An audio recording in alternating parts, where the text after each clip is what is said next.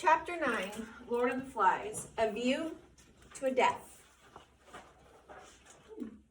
Over the island, the buildup of clouds continued. A steady current of heated air rose all day from the mountain and was thrust to 10,000 feet. Revolving masses of gas piled up the static until the air was ready to explode. By early evening, the sun had gone and a brassy glare had taken the place of clear daylight. Even the air that pushed in from the sea was hot and held no refreshment. Colors drained from water and trees and pink surfaces of rock, and the white and brown clouds brooded. Nothing prospered but the flies who blackened their lord and made the split guts look like a heap of glistening coal. Even when the vessel broke in Simon's nose and the blood gushed out, they left him alone, preferring the pig's high flavor. With the running of the blood, Simon's fit passed into the weariness of sleep. He lay in the mat of creepers while the evening advanced and the cannon continued to play. At last he woke and saw dimly the dark earth close by his cheek. And still he did not move, but lay there, his face sideways on the earth, his eyes looking dully before him. And then he turned over, drew his feet under him, and laid hold of the creepers to pull himself up. When the creepers shook, the flies exploded from the guts with a vicious note and clamped back on again. Simon got to his feet. The light was unearthly. The Lord of the Flies hung on his stick like a black ball. Why does he look like a black ball right now? He's decaying. He's decaying, and what else? Covered in flies, I think, yes. He's covered in flies, so it's like this just moving ball of bugs and nastiness. Simon spoke aloud to the clearing. What else is there to do? Nothing replied. Simon turned away from the open space and crawled through the creepers until he was in the dusk of the forest. He walked drearily between the trunks, his face empty of expression, and the blood was dry around his mouth and his chin. Only sometimes, as he lifted the ropes of creeper aside and chose this direction from the trend of the land, he mouthed words that did not reach the air.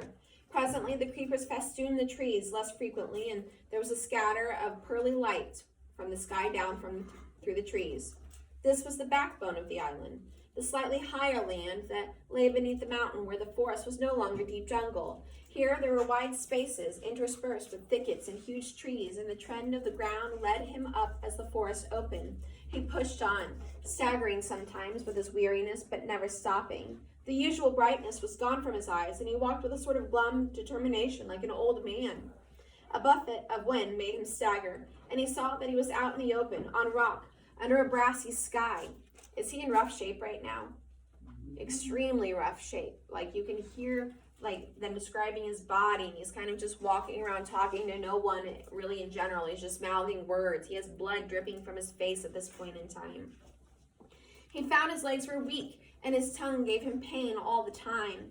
When the wind reached the mountaintop, he could see something happen. A flicker of blue stuff against brown clouds. He pushed himself forward and the wind came again, stronger now, cuffing the forest heads until they ducked and they roared.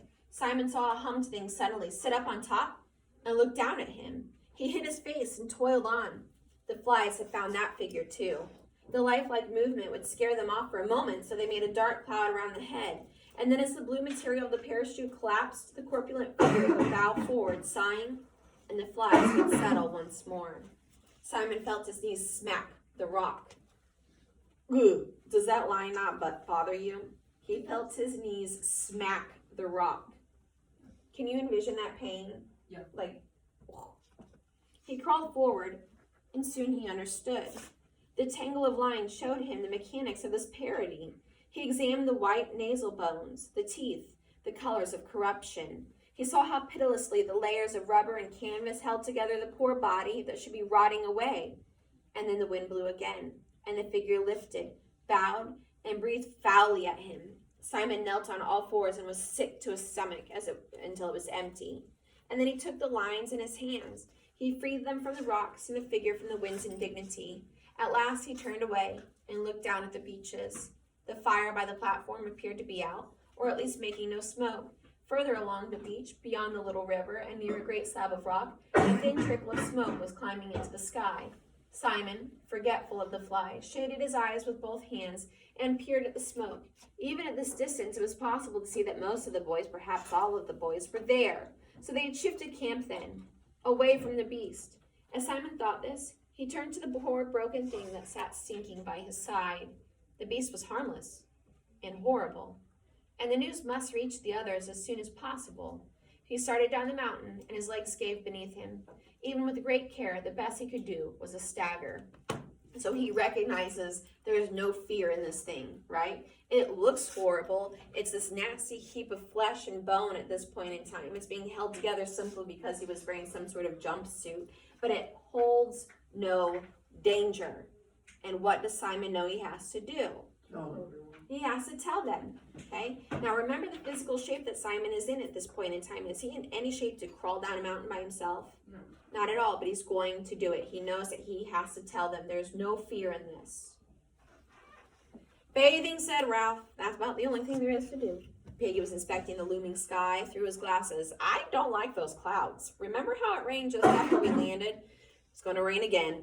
Ralph dived into the pool. A couple of little ones were playing at the edge, trying to extract comfort from a wetness warmer than blood. Piggy took off his glasses, stepped primly to the water, and then put them on again. Ralph came to the surface and squirted a jet of water at him. Mind my specs, said Piggy. If I get water on the glass, I got to get it out and clean them all over again. Ralph squirted again and missed. He laughed at Piggy, expecting him to retire meekly as usual, and in the pained silence. Instead, Piggy beat water at him with his hands. Stop it, he shouted. Do you hear? Furiously, he drove the water into Ralph's face. All right, said Ralph. Keep your hair on. Piggy stopped beating the water. Got a pain in my head. I wish this air was cooler. I wish the rain would come. I wish we could go home. Piggy lay back against the sloping sand side of the pool. His stomach protruded, and the water dried on it. Ralph squinted up at the sky. One could guess at the movement of the sun by the progress of a light patch among the clouds, and he knelt in the water and he looked around. Where is everybody? Piggy sat up. Perhaps they're lying in the shelter. Where's Sam and Eric? And Bill? Piggy pointed beyond the platform. That's where they've gone. Jack's party. Let him go, said Ralph uneasily. I don't care. Just for some meat. And for hunting, said Ralph wisely, and for pretending to be a tribe and putting on war paint. Piggy stirred the sand Piggy stirred the sand underwater and did not look at Ralph. Perhaps we ought to go too. Ralph looked at him quickly, and Piggy blushed. I mean, can I make sure nothing happens? Ralph squirted water again. So what has Jack's tribe done at this point in time? They have food. They've painted their faces. Okay, so where are they at on the spectrum? They're extremely sad. Extremely savage at this point in time. Long before Ralph and Piggy came up with Jack's lot, they could hear the party. There was a stretch of grass in a place where the palms left a wide band of turf between the forest and the shore. Just one step down from the edge of the turf was the white, blown sand of above high water, warm, dry, trodden. Below that again was a rock that stretched away towards the lagoon. Beyond was a short stretch of sand, and then the edge of the water. A fire burned on the rock, and fat dripped from the roasting pygmy into the invisible flames. All the boys of the island, except for Piggy, Ralph, Simon, and the two tending the pig, were grouped on the turf. They were laughing, singing, lying, squatting, or standing in the grass, holding food in their hands. But to judge by the greasy faces, the meat eating was almost done. And some held coconut shells in their hands and were drinking from them. Before the party had settled, a great log had been dragged into the center of the lawn, and Jack, painted and garlanded, sat there like an idol. There were piles of meat on green leaves near him, and fruit and coconut shells full of drink. How are they treating Jack? Like a king. Like a king. Is treating a king different from treating someone who's been elected in? Yes. Yes. Okay. Piggy and Ralph came to the edge of the grassy platform, and the boys, as they noticed them, fell silent one by one until only the boy next to Jack was talking. And then the silence intruded even there, and Jack turned where he sat. For a time he looked at them, and the crackle of the fire was the loudest noise over the droning of the reed. Ralph looked away, and Sam, thinking that Ralph had turned to him accusingly, put down his gnawed bone with a nervous giggle. Ralph took an uncertain step, pointed to a palm tree, and whispered something inaudible to Piggy, and they both giggled like Sam. Lifting his feet high out of the sand, Ralph started to stroll past. Piggy tried to whistle. At this moment, the boys who were cooking at the fire suddenly hauled off a great chunk of meat and ran with it towards the grass. They bumped Piggy, who was burnt, and yelled and danced. Immediately, Ralph and the crowd of boys were united and relieved by a storm of laughter. Piggy once more was the center of social derision, so that everyone felt cheerful and normal. Everyone feels cheerful and normal. Why? Because they hurt Piggy. Because they hurt Piggy. Because they got a squeal out of him. Okay? Because they bumped him with that hot meat and he was like, ah! And then everyone laughs and they feel like a family again. Remember Maslow's hierarchy of needs, okay? Jack stood and waved with a spear. Take them some meat. The boys with a spit gave Ralph and Piggy each a succulent chunk. They took the gift, dribbling. So they stood and ate beneath a sky of thunderous brass that rang with storm coming. Jack waved his spear again. Has everybody eaten as much as they want? There was still food left, sizzling on wooden spits, heaped on the green platters. Betrayed by his stomach, Piggy threw a picked bone down on the beach and he stood up for more. And Jack spoke again, impatiently. Has everyone eaten as much as they want? His tone conveyed a warning, given out of the pride of the ownership, and the boys ate faster while there was still time. Seeing there was no immediate likelihood of a pause, Jack rose from the log that was thrown, and he sauntered to the edge of the grass. He looked down from behind his paint at Ralph and Piggy. They looked a little farther off over the sand, and Ralph watched the fire as he ate. He noticed, without understanding, how the flames were visible now against the dull light. Evening was come, not with calm beauty, but with the threat of violence. Jack spoke. Give me a drink. Henry brought him a shell, and he drank, watching Piggy and Ralph over the jagged rim. Power lay in the brown swell of his forearms. Authority sat on his shoulder and chattered in his ear like an ape. All sit down. The boys ranged themselves in rows on the grass before him, but Ralph and Piggy stayed a foot lower, standing on the soft sand. Jack ignored them for the moment, turned his mask down to the seated boys, and pointed at them with a spear. So that's twice they referred to Jack wearing what on this page alone? A mask, a paint, right? And we know from some articles that we've read what happens when someone shrouds their face. They become more violent, okay? Who's going to join my tribe? Ralph made a sudden movement that became a stumble. Some of the boys turned toward him. I gave you food, said Jack, and my hunches will protect you from the beast. Who will join my tribe? I'm chief, said Ralph. You chose me, and we were going to keep the fire going, and now you run after food. You ran yourself. Look at that bone in your hands. Ralph went crimson. I said you were hunters. That was your job. Jack ignored him again. Who will join my tribe and have fun? I'm chief, Ralph said tremulously. And what about the fire? And I've got the conch. You haven't got it with you, Jack said, sneering. You left it behind. See? Clever. And the conch doesn't count on this end of the island. All at once, the thunder struck. Instead of the dull boom, there was a point of impact in the explosion. So they're having an argument, right? Jack and Ralph are. What happens? Lightning strikes, okay? What do you think that symbolizes? Division, tension, good, yes. The storm is brewing, right? We knew whenever we met with Simon at the very top of the mountain, it was coming, okay? They were talking about the brazen sun and the clouds and everything, okay? So this is not just a storm. This is a symbol for a moment that is getting ready to happen. The conch counts here too, said Ralph, and all over the island. What are you going to do about it then? Ralph examined the ranks of boys. There was no help in them, and he looked away, confused and sweating, and Piggy whispered, the fire. Rescue. Who will join my tribe? I will. Me. I will. I'll blow the conch, said Ralph breathlessly, and call an assembly. We shan't hear it. Piggy touched Ralph's wrist. Come away. There's going to be trouble. And we've had our meat. There was a blink of bright light beyond the forest, and the thunder exploded again, so that a little one started to whine. Big drops of rain fell among them, making individual sounds when they struck. Going to be a storm, said Ralph. And you'll have rain like whenever we dropped here. Who's clever now? Where are your shelters? What are you going to do about that? The hunters were looking uneasily at the sky, flinching from the stroke of the drops. A wave of restlessness set the boys swaying and moving aimlessly. The flickering lights became brighter, and the blows of thunder were only just bearable. The little ones began to run about, screaming. Jack leapt up onto the sand. Do our dance! Come on! Dance! He ran stumbling through the thick sand to the open space of rock beyond the fire. Between the flashes of lightning, the air was dark and terrible, and the boys followed him, clamorously. Roger became the pig, grunting and charging at Jack, who sidestepped. Full stop. How did this end the last time? Oh no. Did this end well? They kind of got away with themselves a little bit, right? Whenever Roger was in the middle acting like the pig. Did they physically hurt Roger last time? Yeah. They did, but they ended it rather quickly. the point where like he wasn't permanently injured. Roger became the pig, grunting and charging at Jack, who sidestepped. The hunters took their spears, the cook took their spits, and the rest clubs of firewood. A circling movement developed, and a chant. While Roger mimed the terror of the pig, the little ones ran and jumped on the outside of the circle. Piggy and Ralph, out of the threat of the sky, found themselves eager to take a place in this determined but partly secure society. They were glad to touch the brown backs of the fence that hemmed in the terror and made it governable. Kill the beast, cut his throat, spill his blood. The movement became regular, while the chant lost its first superficial excitement and began to beat like a steady pulse.